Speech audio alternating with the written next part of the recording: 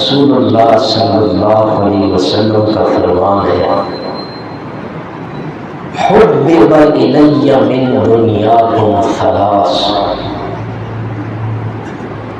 آپ نے فرمایا مجھے تمہاری دنیا میں 3 چیزیں پسند کرائی گئی ہیں۔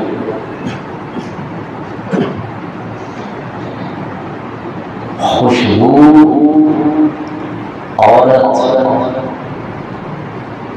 اور تیسری چیز فرمایا کہ میری آنکھوں کی ٹھنڈک نماز ہے۔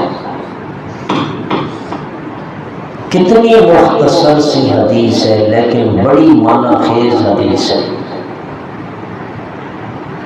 سب سے پہلی بات جو حضور نے فرمائی کہ مجھے 3 چیزیں پسند کرائی گئی ہیں، خوشبو اور عورت،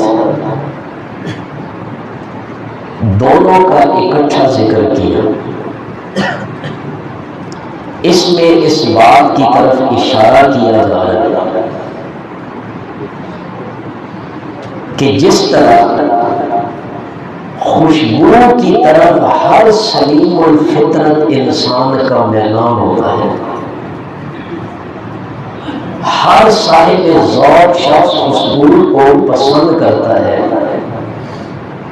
اسی طرح عورت بھی محبت کی مستحق ہے۔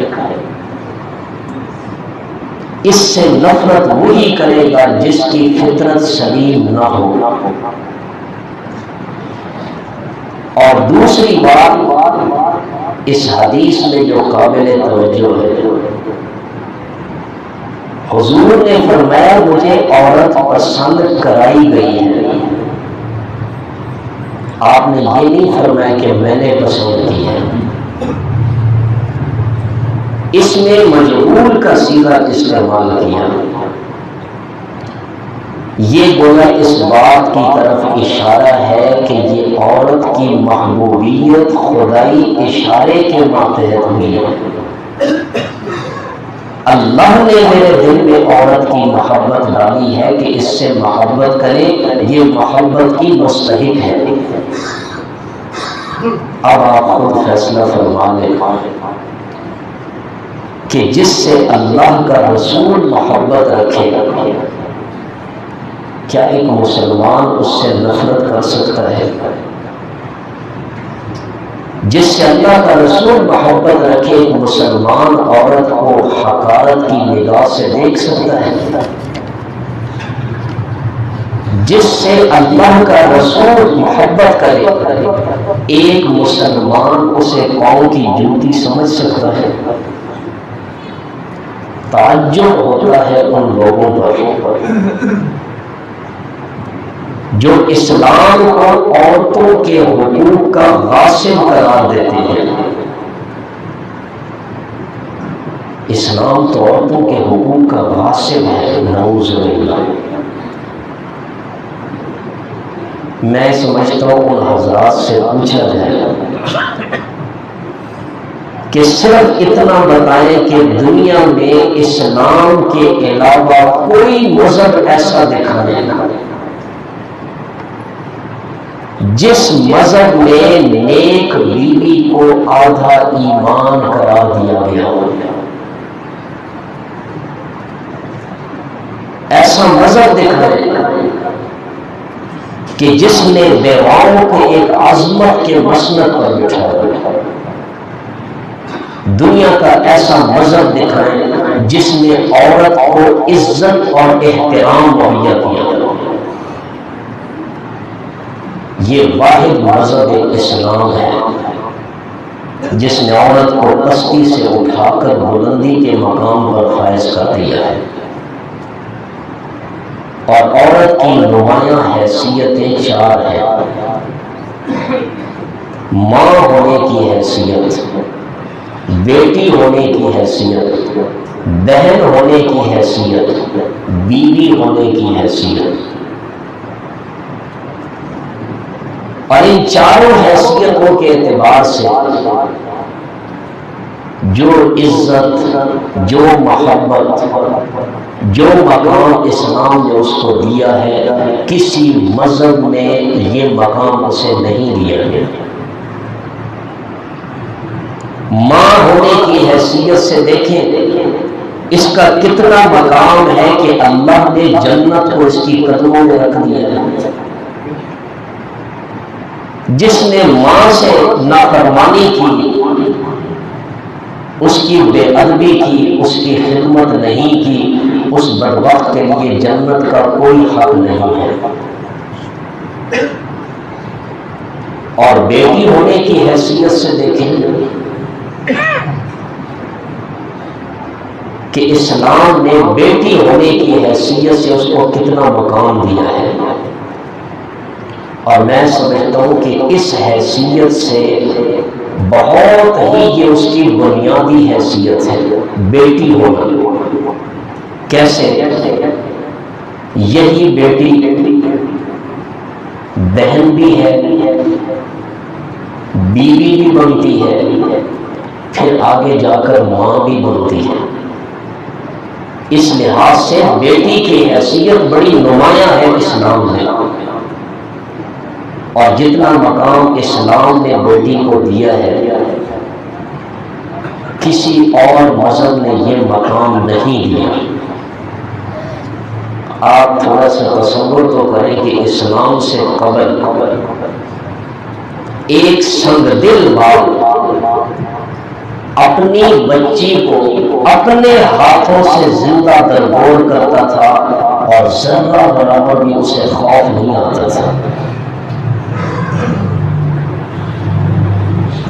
حضرت ابن عباس رضی اللہ عنہ فرماتے ہیں کہ زمانہ جاہلیت میں یہ ایک عجیب سی فضا تھی کہ عورت کی جب ولادت کا وقت قریب ہوتا تھا تو ایک گڑھے کے پاس بیٹھ جاتی تھی، بیٹا پیدا ہو جاتا تو فبہا، بیٹی پیدا ہوتی فوراً اس گڑھے کے اندر زندہ درگور کر دیتی تھی۔ اسے جینے کا کوئی حق ہی حاصل نہیں ہے۔ یہ اسلام سے پہلے کا تصور بتا رہا ہے، اور قرآن نے اس کا نقشہ بھی کھینچا ہے۔ قرآن نے اس کا بڑا عجیب نقشہ کھینچا ہے۔ جو لوگ عورت پر، بیٹی پر ظلم و ستم ڈھاتے تھے، قرآن کہتا ہے کہ ظلم موعودۃ سئلت بأی ذنب قتلت، قیامت کا دن ہوگا اللہ تعالیٰ اس مظلوم بچی سے، زندہ درگور کی ہوئی بچی سے پوچھیں گے بتاؤ تیرا جرم کیا تھا جس جرم کی پاداش میں تجھے باپ نے زندہ درگور کیا تھا؟ کیا تو نے اسے ستایا تھا؟ کیا تو نے اسے دکھ پہنچایا تھا؟ کیا تو نے اسے کوئی اذیت پہنچائی تھی؟ اور قرآن نے ایک اور انداز میں بھی ان کا ذکر کیا کہ ان جاہلوں میں ایک عادت یہ بھی تھی کہ جب ان کے ہاں لڑکی کی پیدائش ہوتی انہیں خبر ملتی تھی، ان کے چہرے پر بدبختی اور سیاہی پھیل جاتی تھی، اور یہ غصے سے ان کا دم گھٹنے لگتا تھا۔ لوگوں سے چھپتے پھرتے تھے، کوئی مجھے یہ نہ کہے تو لڑکی کا باپ بن گیا۔ یہ ان کے ہاں عورت کے ساتھ سلوک تھا۔ اب آپ ذرا موازنہ کریں، ایک طرف وہ معاشرہ ہے جس میں بیٹی کا پیدا ہونا عار سمجھا جاتا ہے، جس میں عورت کو پاؤں کی جوتی سمجھا جاتا ہے، جس میں عورت کو اپنے لیے بوجھ سمجھا جاتا ہے، جس میں عورت کو جانور سمجھا جاتا ہے، اور دوسری طرف ذرا آئیں وہ معاشرہ ہے اسلام کا کہ اسلام نے اس عورت کو کتنی عزت دی، کتنا مقام دیا کہ رسول اللہ صلی اللہ علیہ وسلم نے لوگوں کے دلوں میں بیٹی کی کیسی محبت پیدا کرنے کی کیفیت پیدا فرمائی۔ حضور علیہ الصلوۃ والسلام نے ارشاد فرمایا کہ جس کے ہاں بیٹی ہوئی اور اس نے اسے زندہ دفن نہیں کیا، نہ اس کی ناقدری کی اور نہ ہی اسے اذیت پہنچائی، نہ بیٹے کو اس پر ترجیح دی، اللہ تعالی اس شخص کو اس لڑکی کے ساتھ اچھا سلوک کرنے کی وجہ سے جنت میں جگہ عطا فرمائے۔ یہ رسول اللہ صلی اللہ علیہ وسلم نے ارشاد فرما کر ایک مسلمان کے دل میں بیٹی کی محبت اجاگر فرمائی کہ بیٹی کو اپنے لیے آر نہ سمجھے، بیٹی کو اپنے لیے بوجھ نہ سمجھے۔ اور ایک حدیث میں حضرت انس رضی اللہ تعالیٰ عنہ سے روایت ہے کہ رسول اللہ صلی اللہ علیہ وسلم نے ارشاد فرمایا کہ جس شخص کے ہاں دو لڑکیاں ہوں اور اس نے ان کی اچھی پرورش فرمائی، اچھی تربیت فرمائی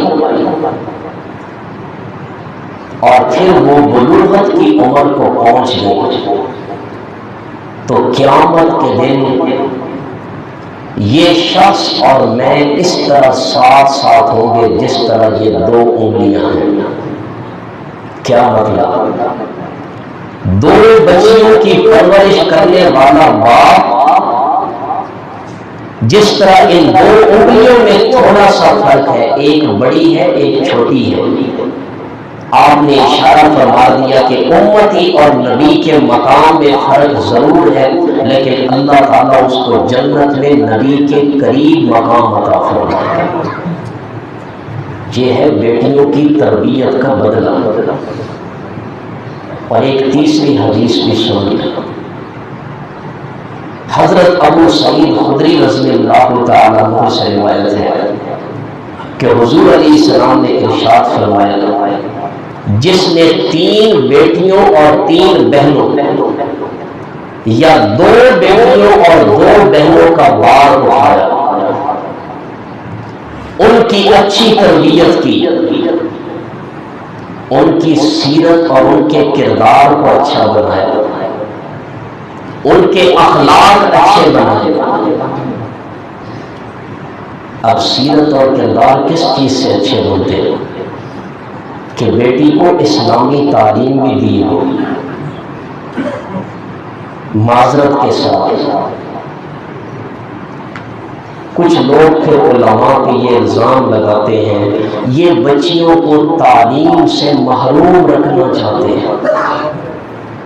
خدا کے لیے یہ جملہ نہ کہا کریں، یہ مغرب کا جملہ ہے، مسلمان کی زبان پہ یہ جملہ سجتا ہی نہیں ہے۔ کون ان کی تعلیم کا مخالف ہے؟ اچھی تربیت بچے کی ہو سکتی ہے تو وہ اسلام کے سانچے میں ڈھل کر ہو سکتی ہے، وہ قرآن پڑھ کر، حدیث پڑھ کر، حضور کے آداب اور حضور کے اخلاق پڑھ کر اس کی سیرت اچھی بن سکتی ہے۔ دنیاوی تعلیم تو ہماری ضرورت ہے، اس سے ہم پیسہ کما سکتے ہیں، اس سے ہماری دنیاوی ضروریات پوری ہو سکتی ہے۔ خدا گواہ ہے اس تعلیم سے ہماری دینی ضرورت کبھی پوری نہیں ہو سکتی۔ ہم سب اس معاشرے کے افراد ہیں کہ جس بچے اور بچی کی اسلامی تربیت نہیں ہوئی، اس کی سیرت اور کردار کو اسلامی سانچے میں نہیں ڈھالا گیا، آگے جا کر وہی والدین کے لیے سردرد بن جاتے ہیں، پریشانی کا سبب بنتے ہیں۔ حضور نے فرمایا جس نے 2 بہنوں اور بیٹیوں کی اچھی تربیت کی، ان کی سیرت اور کردار کو اچھا بنایا، اور پھر اس نے ان کے ساتھ اچھا سلوک کیا، پھر اس نے ان کا نکاح کر دیا، اس کے لیے اچھے رشتے کا انتخاب کیا۔ اور اچھا رشتہ کیا ہوتا ہے؟ حضور نے یہ بھی فرما دیا کہ اچھا رشتہ یہ ہے کہ دیندار رشتہ تلاش کیا جائے۔ دولت، حسن، حسب و نسب یہ چیزیں پیچھے ہیں، دینداری آگے ہے۔ جس گھر میں دیندار عورت قدم رکھتی ہے اس کو جنت بنا دیتی ہے، اور جس گھر میں بے دین عورت قدم رکھتی ہے اس کو جہنم بنا دیتی ہے، شوہر کی بے سکونی کا سبب بن جاتی ہے۔ تو حضور نے فرمایا کہ کوئی اس کا نکاح بھی کر دیا، اچھے رشتے کا اس کے لیے انتخاب کر دیا، اللہ تعالیٰ اس بندے کو اس کے بدلے میں جنت عطا فرمائیں گے۔ تو یہ نبی کریم صلی اللہ علیہ وسلم نے بیٹی کو مقام دیا کہ باپ اس کی اچھی تربیت کرے تو اللہ اس کے بدلے میں اس کو بھی جنت عطا کرے۔ میں یہاں پہ اپنے مسلمان بھائیوں، بزرگوں کو غور و فکر کی دعوت دینا چاہتا ہوں کہ جو مغرب جس کی ہر ادا کو اپنانا آج بعض مسلمان اپنے لیے فخر سمجھتے ہیں، اور جن کی نقالی کو اپنی دنیاوی سطح پر کامیابی کا راز سمجھتے ہیں، چاہے وہ شعوری طور پر ہے یا غیر شعوری طور پر، لیکن کچھ مسلمان مغرب کی نقالی پہ کامیابی سمجھتے ہیں، شاید انہیں نبی کی سیرت کا پتہ نہیں ہے۔ اور نبی کی سیرت کا پتہ کیسے چلے کہ مولوی صاحب خود بھی جشن منانے لگ گئے، لوگوں کی نبی کی سیرت ہی نہ بتائے، نبی کے جشن عید میلاد النبی پہ کروڑوں روپیہ خرچ کیا جائے، یہ نہیں بتاتے میرے نبی کی سیرت کیا تھی، میرے نبی کی سیرت کیا تھی کہ پیسہ فضول خرچ نہ کرے بلکہ اسے کام کی جگہ پہ لگائے۔ جس نبی نے فضول خرچ لوگوں کو شیطان کا بھائی قرار دیا، اس نبی کی سیرت کو پسے پش ڈال دیا، اس نبی کے نام پر فضول خرچیاں کرنے لگے، اس نبی کے نام پر عیاشیاں کرنے لگے۔ اور یاد رکھیں جو قوم نبی کی سیرت کو چھوڑ دیتی ہے، نبی کے طریقے اپنانا چھوڑ دیتی ہے، صرف محبت کے دعوے کرتی ہے، اس قوم پہ آخر کار زوال آ جاتا ہے، وہ زوال کا شکار ہو جاتی ہے۔ عرض کر رہا تھا کہ جس مغرب کی نقالی پہ بعض مسلمان کامیابی کا راز سمجھتے ہیں، حقیقت تو یہ ہے کہ آج کی یورپ کا جو معاشرہ ہے یہ بالکل زمانہ جاہلیت کا تصور پیش کر رہا ہے۔ اس وقت بھی بیٹی کو اپنے لیے ایک بھاری بوجھ سمجھا جاتا تھا، آج یورپ کے معاشرے میں بھی بیٹی کو بھاری بوجھ سمجھا جاتا ہے۔ جب وہ بچی جوانی کی عمر کو پہنچتی ہے، بلوغت کے قریب عمر کو پہنچتی ہے، اسے گھر سے باہر نکال دیتے ہیں، اپنے رہن سہن کا انتظام خود کرو۔ اور اس کے مقابلے میں اسلامی معاشرہ دیکھیں، اسلام نے کہا جب تیرے گھر میں بیٹی پیدا ہوئی ہے، تربیت کرنا، اسے پالنا، اس کے اخلاق اچھے بنانا یہ تیری ذمہ داری ہے۔ مسلمان الحمدللہ اس اسلامی معاشرے کے حکم پر چلتے ہوئے اپنی بیٹی کی اچھی تربیت کرتا ہے، اسے گھر میں رکھتا ہے۔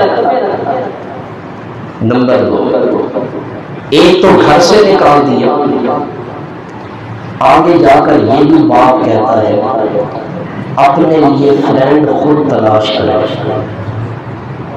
تیری شادی مادی کا انتظام میں نہیں کر سکتا۔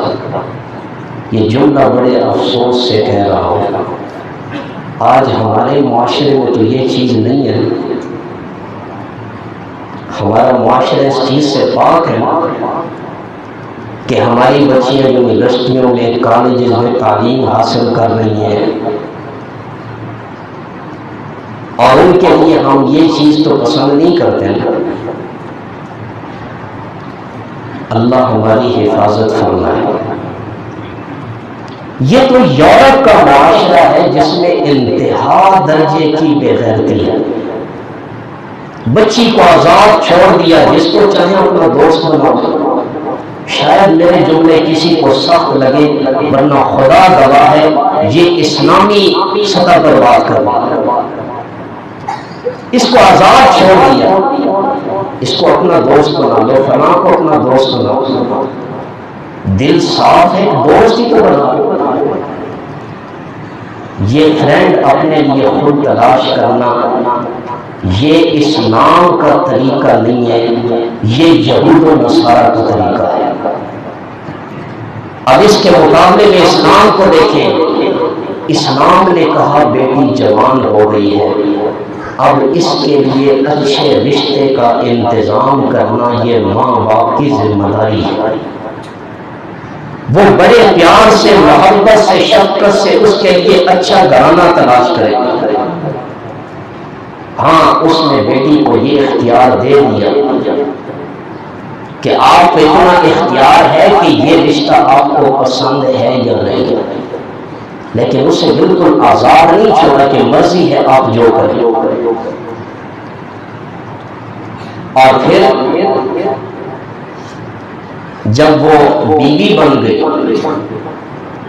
تو وہاں بھی یورپ نے اسے دھکا دیا، تم اپنا کماؤ میں اپنا کماؤں گا۔ اسلام نے اسے اتنی عزت دی کہ جب وہ بیوی بن گئی تو شوہر نے کہا گھر کے اندرونی کام تیرے ذمے ہیں، بیرونی کام میرے ذمے ہیں۔ تو گھر کے اندر کے نظام کو حسن خوبی سے چلائے رکھ، تیرے تمام اخراجات کا ذمہ دار اللہ نے مجھے بنایا ہے، میں انشاءاللہ اپنی استطاعت کے مطابق تیری ذمہ داری پوری کرتا رہوں گا۔ تو عرض کر رہا تھا کہ یورپ اور اسلام کے نظام میں زمین آسمان کا فرق ہے۔ ایک مسلمان کو چاہیے کہ وہ رسول اللہ صلی اللہ علیہ وسلم کی سیرت کو پڑھے، اسے سمجھے، اور پھر اپنے بچوں اور بچیوں کی اس اسلامی حضور کی سیرت کے مطابق تربیت کرے۔ انشاءاللہ اللہ کے حکم سے قیامت کے دن اللہ ہمیں بھی حضور کی معیت اور رفاقت نصیب فرمائے گا۔ اللہ تعالیٰ سے دعا ہے وہ سنا عمل کرنے کی توفیق عطا فرمائے۔